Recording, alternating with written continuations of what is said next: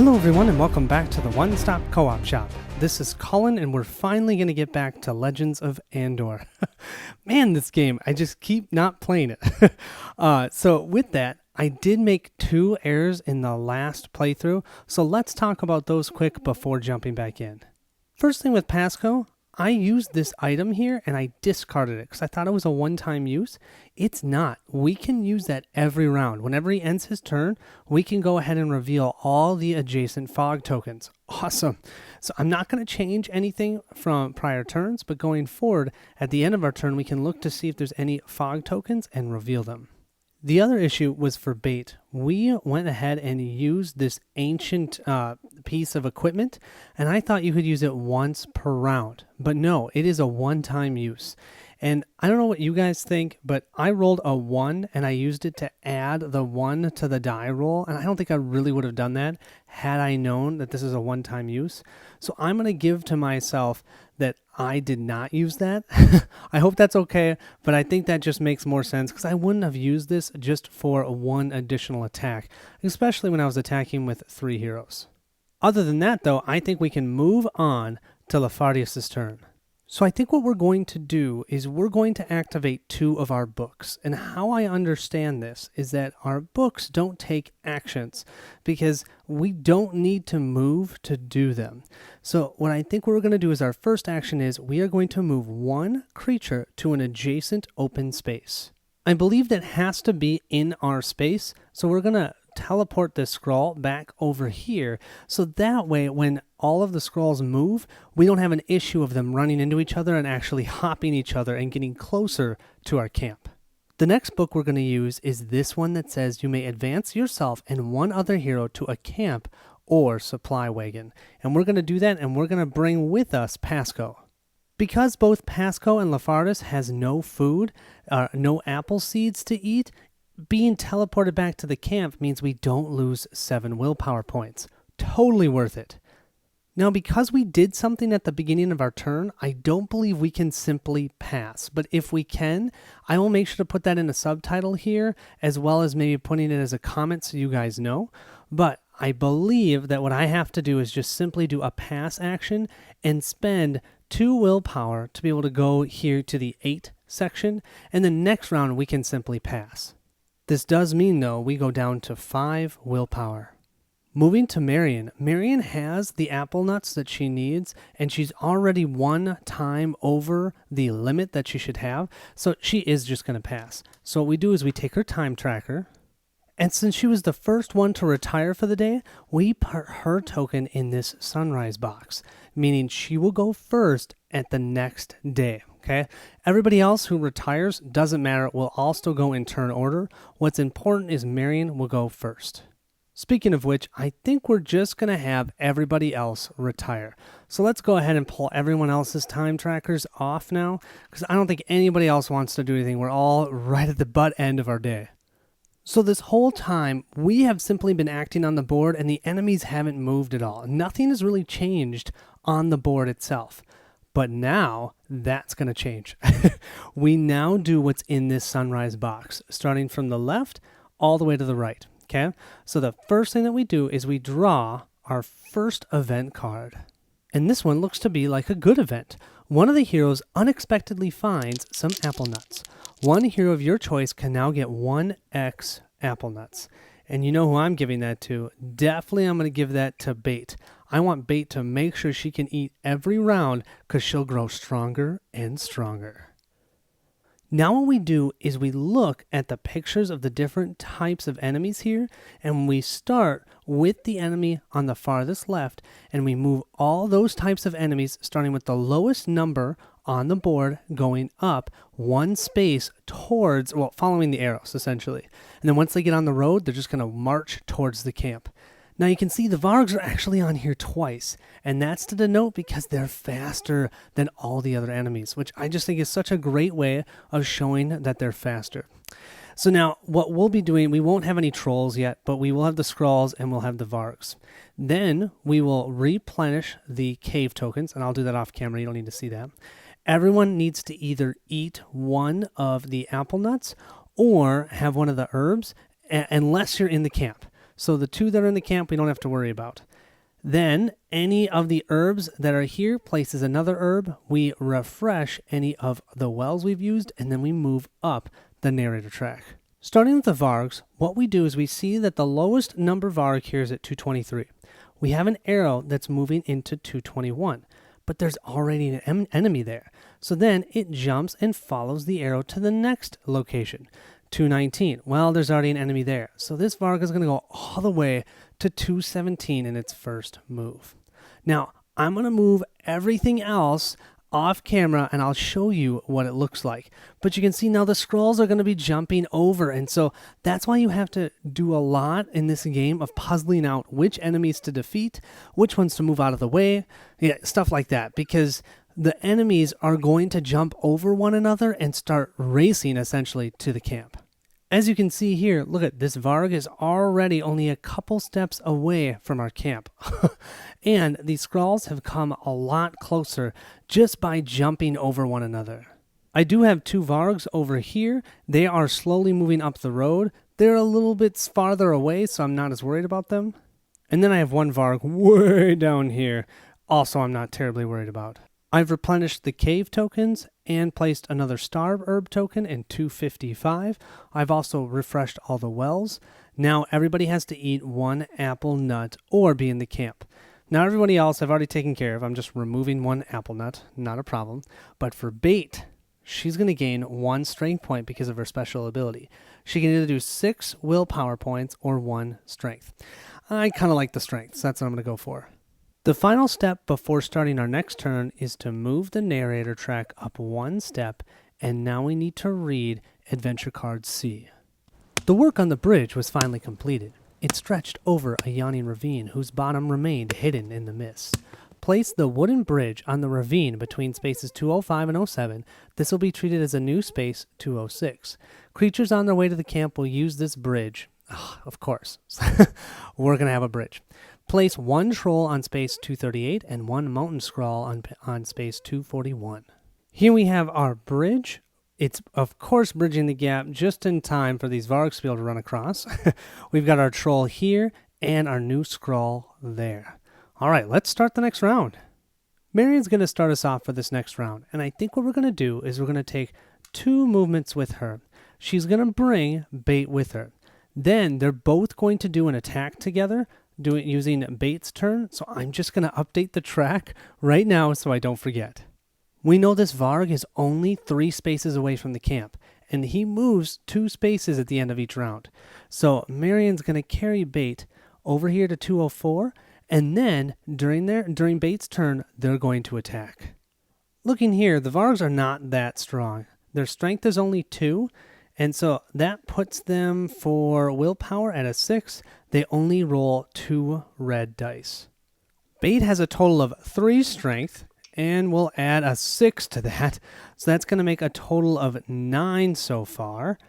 Marian has 5 strength, but don't forget her special ability. She adds +2 to that on her first attack each battle round.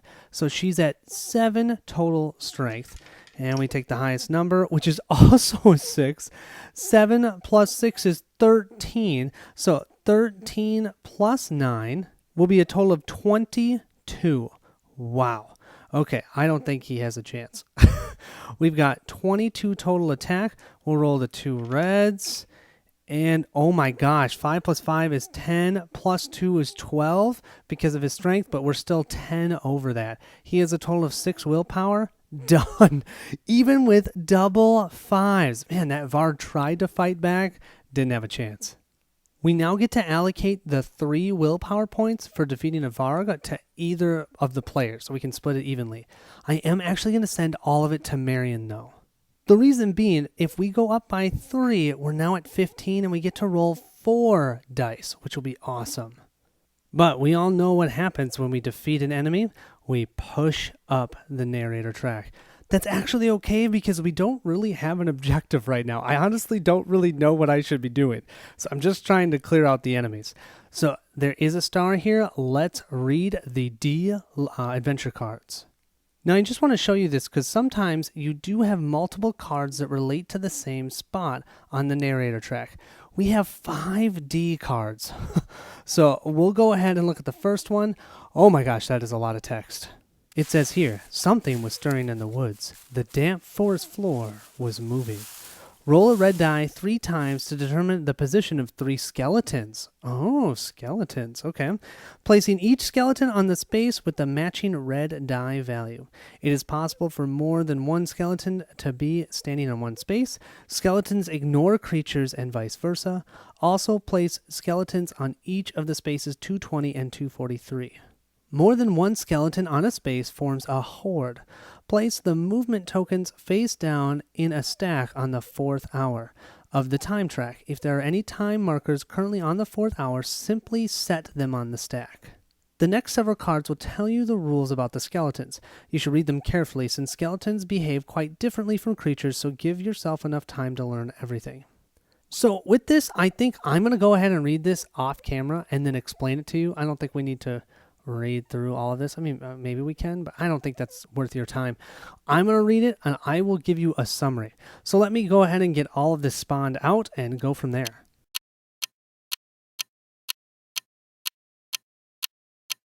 Well, I just finished setting up all of the skeletons on the board. I have 2 in a location, and that's considered a horde, just so you guys know. If there's 2 or more in one location, there is a horde of skeletons. I think that's going to matter because if there are movement tokens, there might be movement tokens that say move a horde versus a skeleton. I don't really know yet. We'll find out. The other thing that you need to know that's really different about skeletons is they ignore other enemies or other creatures. And they're not going to go towards the camp. They're going to go towards the closest hero. And that's because a hero in the same location of a non-overcome or non-defeated skeleton is going to not be able to move. You essentially have to either overcome or defeat them. To overcome them, all you have to do is in one battle round, the first battle round, I think it says. No, it just says in one battle round. All you have to do is have more attack than they do. You don't have to kill them. You just have to have more attack than they do. If you do, then you can say that you've overcome them. They just place themselves lying down on the side, and then at the end of the day, they will get themselves to stand back up. But you're still going to be locked into that location, even if it's just overcome. In order to get rid of the skeleton, you actually have to defeat it in the first battle round. Reduce it to 0 willpower points. If you do that, you get 2 options. One, you can simply remove it and place it back in the sunrise box. Then you don't push up the narrator track, but then it's going to spawn again. So they just keep coming back. Or you can go ahead and throw them in space 200. That's going to push up the narrator track. Which, yeah, you might not want to do. Right now, I don't mind that. So I might actually go and hunt some skeletons. That sounds fun. But normally, you might not want to do that. And so you might decide to put it in the sunrise box. Yeah, it's going to spawn again, but at least you got it off the board so you can move around. No matter what, as long as you defeat a skeleton, you do get to grab a reward, which is 1 article of your choosing. From the equipment board, the only thing you can't grab is the witch's brew and the star herb. Okay. One other thing, they roll 2 white dice when they attack. Those white dice have higher numbers on them, or more likely to roll higher numbers. And then the other thing that you need to know is after they have less than 7 willpower points, they only fight with 1 white die, which is also a little different. We also have our movement tokens that we have placed in location 4. And so whenever your time marker leaves that space, you can finish that one action. So let's say I was moving 3 spaces. I could at least move 1 space before I reveal that movement token and then read it aloud. I haven't even looked at them, so I don't know what they're going to do. We'll find that out. You can see over here at 220, I do have 2 skeletons. I have 3 more skeletons out on the board, 246, 243, and 255 over there. Now, just in case you're like me and at first was thinking, how is 1 red die going to determine where I place these guys? You see in some of these locations, they have red dice here. So this denotes that if I had rolled a 6 or a 1, which I had rolled a 1, that's why I spawned one of the skeletons here. So there are a total of 5 different locations on the map that have a red die icon, and then that tells you, okay, that's where I would spawn them. Now we move to Pasco's turn. I think we're going to go ahead and take just one step here and then use our looking glass to reveal this fog token. Okay, that's another event card. So if we went there and activated that, we would just draw another event card. We'll also move our time tracker up 1 space. Lafardis knows where the action's at, and that's usually where Marion is, based on how I've set up this group. So he's going to go ahead and use 3 of his actions to move over to the same location as Marion. We'll bring him 1, 2, 3. Moving back to Marion's turn, we're going to go ahead and use 2 movement. We're going to go 1 and then 2. So we get to finish that second movement, but then we have to reveal our first movement token for our skeletons. We're going to move and bring Lafardis with us over here to 229, and we're going to drink from this well and get 4 more willpower. We are pumping Marion up. 1, 2, 3, 4. Now what we do is we look at the top part of this movement token, not the bottom. The bottom is only used in Legend 17. So we have every horde moves 2 spaces. Just so you understand, skeletons do not move along the arrows, but always in the direction of a hero as long as he is not standing more than 3 spaces away. Any skeleton that has no hero within visual range, which is 3 spaces, does not move. So actually our horde is 4 spaces away from bait, so they're not even going to move. Awesome. I think we're going to have bait simply move 1 space. We'll move her here to 205. Lafardis is going to go ahead and move 2 spaces. We'll go ahead and bring him over here to the same place as bait. And I totally skipped over Pasco. So we're going to do Pasco. 1, 2, 3, 4. We're going to at least move 4, and then we'll reveal this movement token and then finish our movement. We'll take our 4 movement. 1, 2, 3, 4. We're hanging on the bridge, but now we have to reveal that movement token. Each individual skeleton now moves 3 spaces. There's actually only 1 skeleton that's within range of 3, and that's this one here right by Marion. And it looks a little sad. There we go. I think I'm going to go ahead and do 1 more movement for Pascal. That will mean he's on the 6th of his 7th hour, but then we can reveal these tokens. Oh, nice. There's an apple nuts and another one of the mountain folk. They are all over. Well, you guys, I keep going back and forth, but I think for Marion's turn, all we're going to do is pass. We cannot take out that skeleton, hit it, because it has 3 strength. A minimum it's going to roll 2, so that's a total of 5. And the most we can do is 13, and that's not enough. They have 9 willpower. That's only 8 willpower, and that's if we get exactly what we need for dice rolling. So we're not going to be able to take out the skeleton, which means that if we attack it, it's a wasted action. So I think I'm going to rest, let somebody else come over there, and we'll attack it together. So I'm just going to go like this for Marion. Now we're going to go to bait.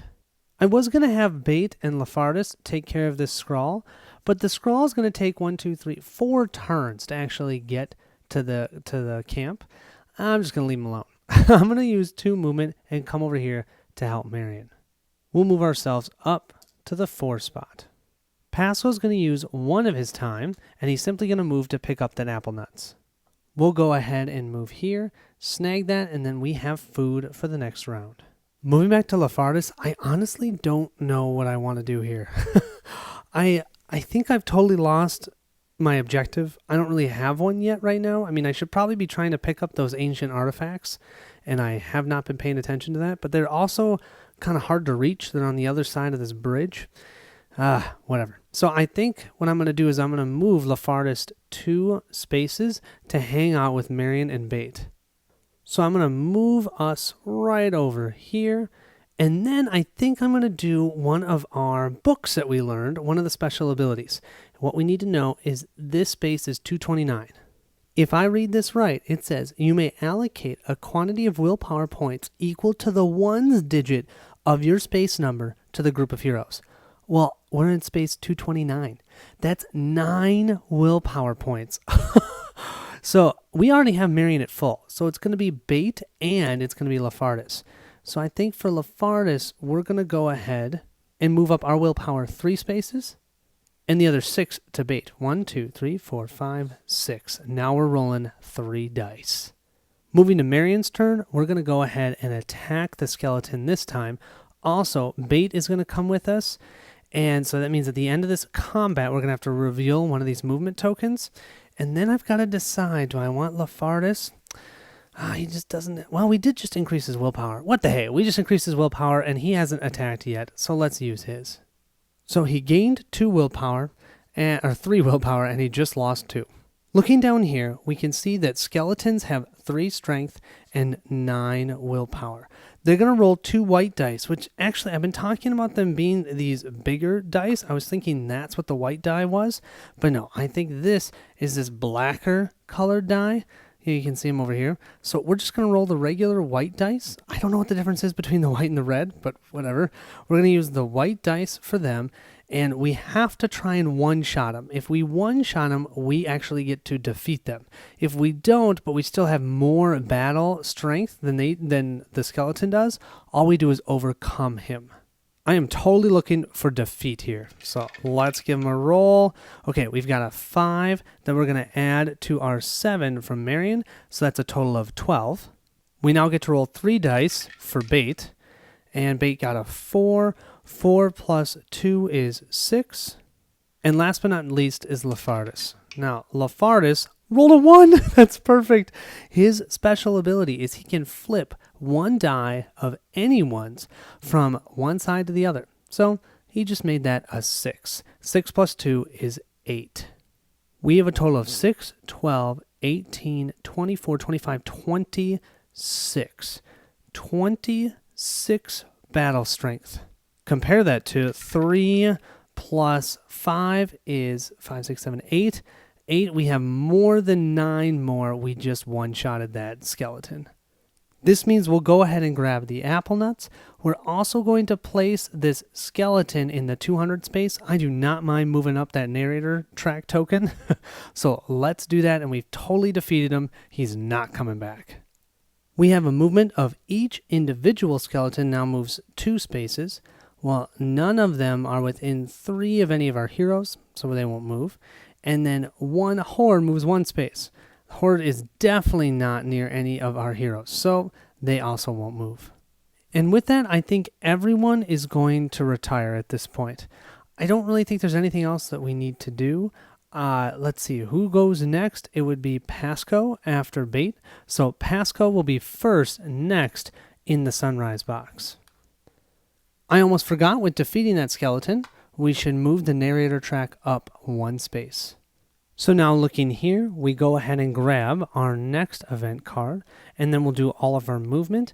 We don't have any skeletons that will need to respawn or stand back up because none of them were just overcome, and none of them we placed in the sunrise box, so don't have to worry about that. Everybody has food except for Lafardis. I should have maybe had Lafardis jump back to the camp, but I didn't. So he's going to lose 1 strength point because he's going to lose all of his willpower points. Kind of a bummer. And the other thing is I have all 3 of my heroes over there in a location with a well. And if you are in that location at the end of the round, we don't refresh that well. So that's also a bit of a bummer. The woods of these mountains were dark and sick. It sometimes seemed as though one could hardly escape them. Every hero who leaves a space with a red die symbol on this day must pay 2 hours instead of 1 hour for this step. This applies right away. Ugh, gross. I wanted to give you guys an overhead shot of what the board looks like before I start moving enemies. So right now, the first ones I'd move are the Vargs. So the Vargs, we'd have 1 moving here, 1 moving here, and 1 over here, moving to, just up the actual track towards the camp over there. Then we'd move to all of the mountain scrolls, etc., etc. After doing all of our movement, we do have a Varg dangerously close to our camp up there, only 2 spaces away, but overall not terrible.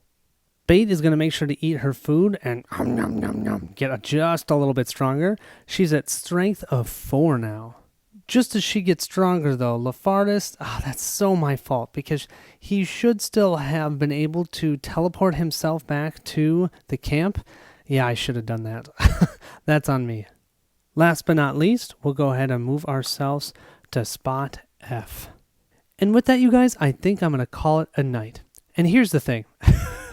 Okay, I'm going to be real with you. I'm not really enjoying playing this one as much as I thought I was going to.